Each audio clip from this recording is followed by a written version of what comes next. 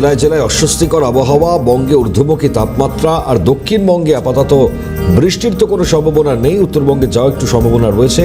তাপমাত্রা 40 ছুঁই বিভিন্ন পরিস্থিতির মধ্যে দাঁড়িয়ে এভাবেই সম্ভাবনার খবর যাচ্ছে। ফলত কি রয়েছে সম্ভাবনা, লু বাওয়ার কোনো রকম পূর্বাভাস রয়েছে কিনা, আরো বিস্তারিত জানাবেন রাজা সাহা, রয়েছেন আমাদের সঙ্গে, আমাদের প্রতিনিধি সরাসরি। রাজা, সুপ্রভাত। কি জানাচ্ছে হাওয়া অফিস?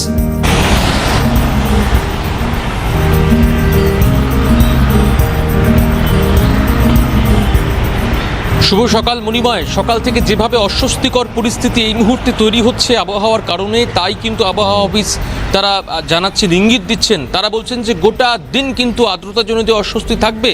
তার কারণ যেভাবে বেলা বাড়ার সঙ্গে সঙ্গে রৌদ্রের তাপ বাড়বে, সেক্ষেত্রে কিন্তু তোমাকে বলি যে পশ্চিমাঞ্চলের জেলাগুলিতে কিন্তু আজকে একেবারে তীব্র গরম হাওয়া বইবার কিন্তু একটি লু বইবার কিন্তু একটি সতর্কতা থাকছে।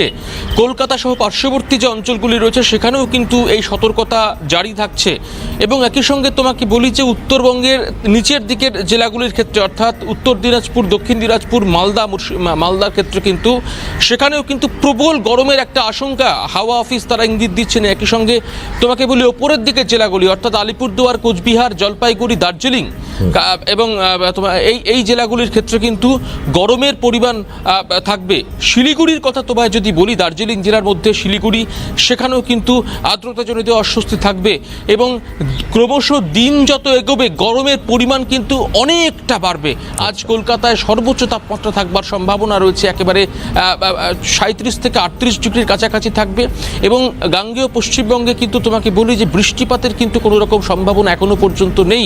কিন্তু তোমাকে মণিময় মনে রাখতে হবে, পশ্চিমাঞ্চলের জেলাগুলির ক্ষেত্রে কিন্তু ভয়ঙ্করভাবে কিন্তু একটা তীব্র সতর্কতা জারি করছে হাওয়া অফিস। তার কারণ তারা অনুমান করছেন যে দিন যত এগোবে ততই কিন্তু সেখানে গরমের দাপট ক্রমশ বাড়বে।